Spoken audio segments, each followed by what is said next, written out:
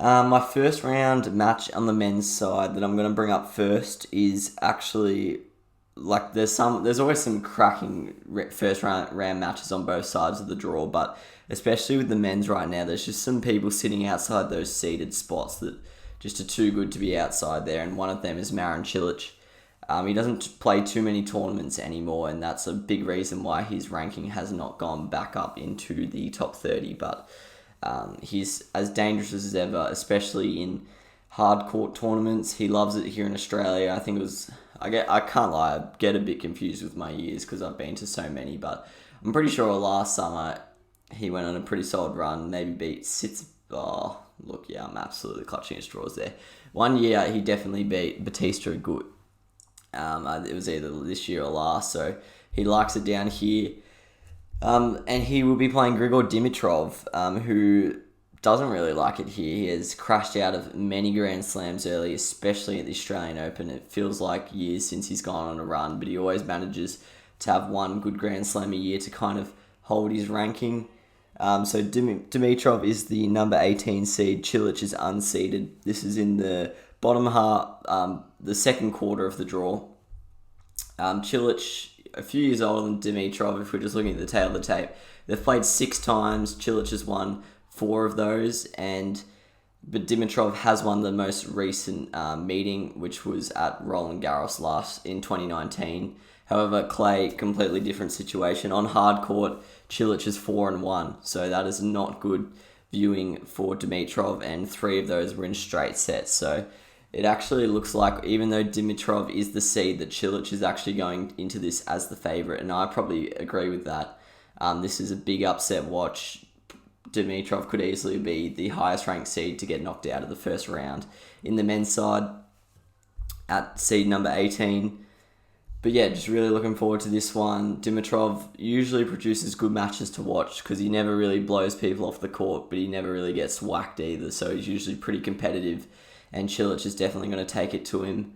I'm hoping this is a match that's on the outside courts, maybe a show court kind of number, but it also might cop the third arena, which I don't have access to. But if this is a show court, I'm definitely there watching it, and I will be looking forward to it. Sadly, there won't be as big of a crowd. School and work's back, and usually in January, you get the groups of Croatians, the groups of Serbians, the groups of Greeks who get around their countrymen and countrywomen. That probably won't be as prominent this year, but hopefully there's some Croats getting around Cilic. Next up, I have Nishikori and Pablo Carreno Busta. This is actually in a very similar section of the draw. They are in so the winner of that match could play the winner of this match in as early as the third round. Kei Nishikori versus Pablo Carreno Busta. Nishikori is still not really recovered his ranking since his injury. He hasn't played that much. He's kind of just been taking his time, and he had a bit of a slow comeback. But he's playing Pablo Carreno Busta, who looked like he was falling away a little bit after he got to a ranking of about 9 at his peak. But he's last year had a pretty good year, had a few really good tournaments, I think, at the US. Did he make the semi-finals or something? Maybe he made the quarters. I think he was the beneficiary of Novak getting disqualified from memory. These two have only played once. It was at the Australian Open in 2019.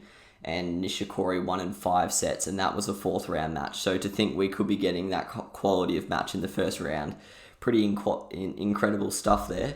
And to be honest, I think this is definitely going to be on an outside court, even though Nishikori was once a top 5 player. Not the biggest name, especially compared to someone like Cilic, who's won a Grand Slam, and Carreno Busta is a pretty lesser known top 20 player. So I'm hoping this is an outside court, a show court number. And I'll once again, like the Cilic-Dimitrov game, I'll definitely be there. So I can't lie, when I'm doing this research for the episode, I'm also kind of just doing the research for who I'm going to go watch when I'm there. So definitely looking forward to Nishikori Carreno Busta. If I had to put my money somewhere, I'd probably go Carreno Busta, just because I know with COVID and stuff, everything's kind of been stop-start, but Carreno Busta's kind of got the volume under his belt of late. But Nishikori could surprise you on his day. As I mentioned, he was a top 5 player only recently, so wouldn't be surprised if he gets up there. That should be a really good one, really high quality tennis as well. Next up, This is actually, it's a different section, but it's the match below on the draw. Denis Shapovalov versus Yannick Sinner.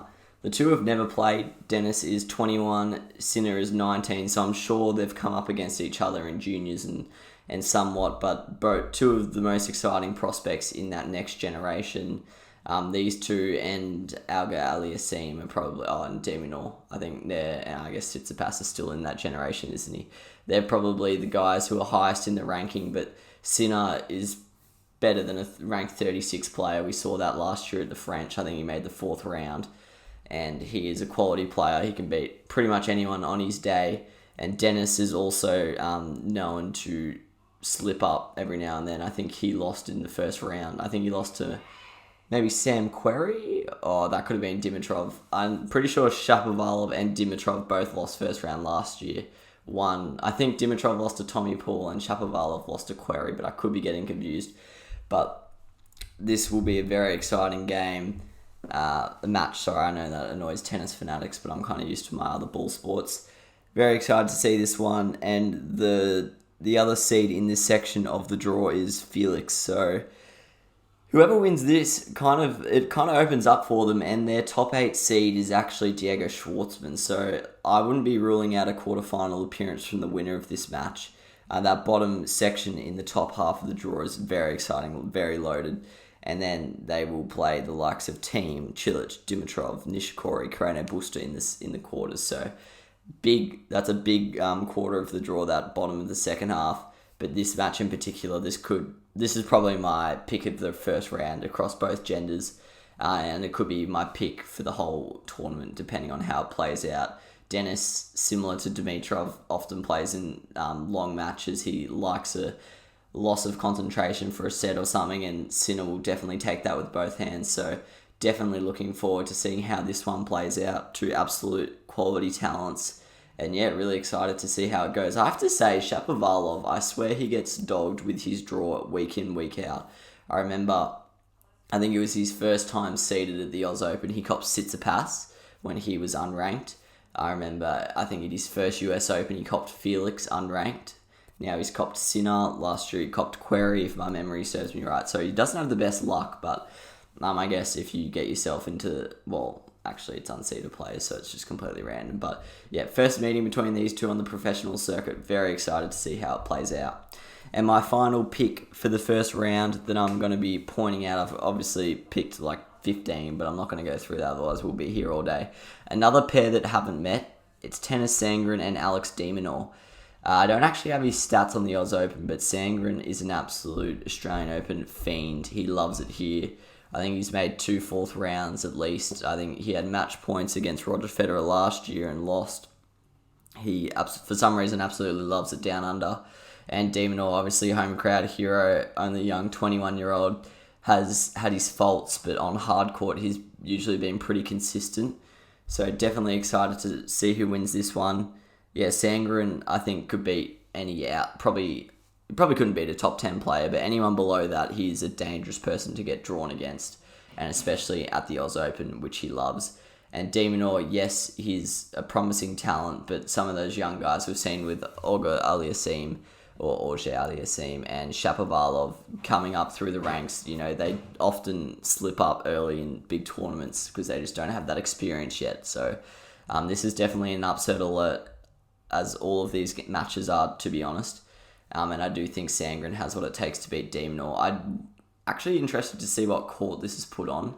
De Minaur is the number 1 men's tennis player in Australia, so he's probably going to get good treatment, but I don't think he will cop Rod Laver.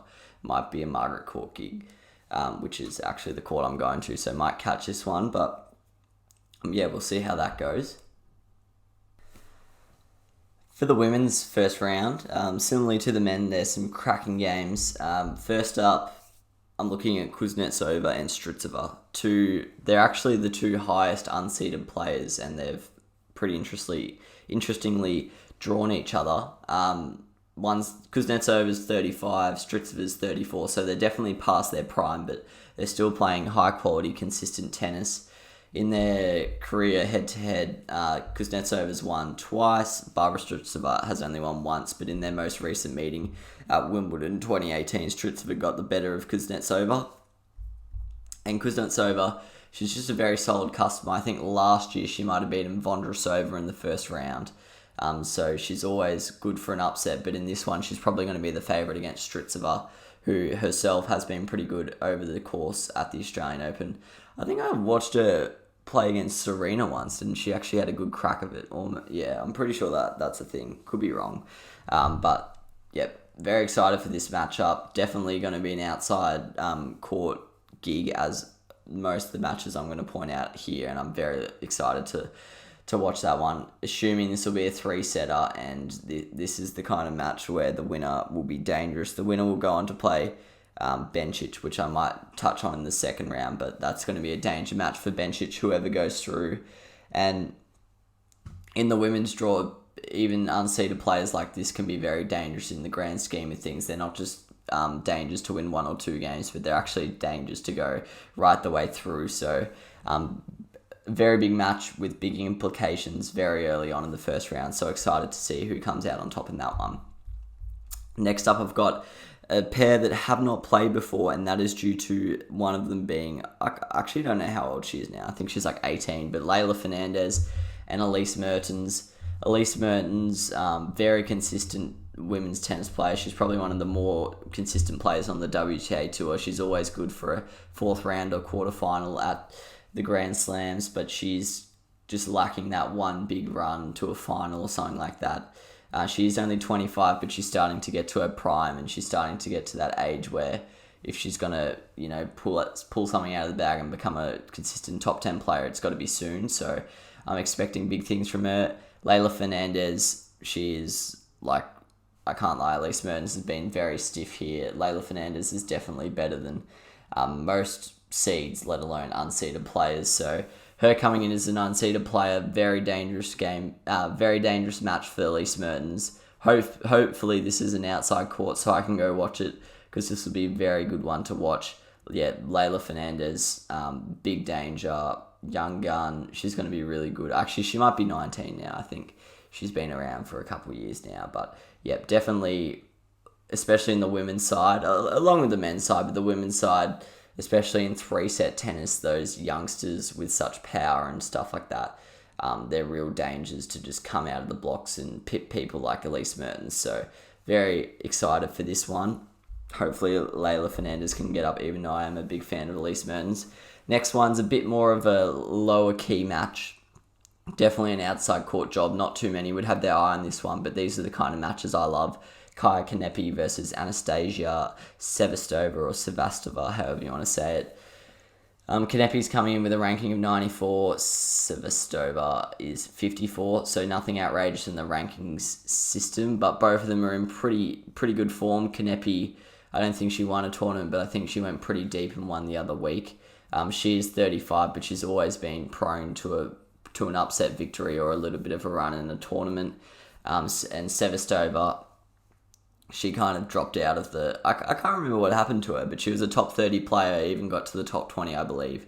And something happened to her and she fell down the rankings, but she's kind of just been consistently in that mid-tier ever since, but she's been dangerous. And looking forward to this one. Could go either way. I actually wouldn't know who to have my money on. I'd probably go Kanepi just, but the ranking would suggest Sevastova. And then my 4th match for the women's side, this is definitely my favourite one I'm looking out for. Marta Kushchuk and Veronika Kudermetova. Kudermetova is the final seed in the women's draw, seed number 32 at age 23. And Kushchuk is, I don't know how old she is now. She's probably 20, 21, but she's finally starting to realise her potential. She burst onto the scene, I think it was in 2017, I'm going to say, at the Australian Open. She qualified, beat a seed, went on a bit of a run, and then I think she lost to Svitolina. But now she's, really starting to become a consistent player, starting to grow into her body, and I'm really excited what she could deliver. I reckon Kushchuk's actually going into this one as the favourite. Last week, she might have won a tournament, actually, or she either went far. She either lost in the final or won a tournament. I think she's like 3rd in the race. So, very excited to see what Kushchuk can put up here. Definitely hoping to catch this one. I think Kushchuk could easily beat Kudermetova here. There's a lot of the seeds in the women's draw ranked 20 to 32 could lose to anyone, and Kostyuk is better than most, so definitely a big upset alert here, and I'm all aboard the Kostyuk train for this one. Queensland! It's a miracle! Oh yeah! What about that one? Unbelievable! Balotelli, Aguero! Crowd cheers. Here's Siddle.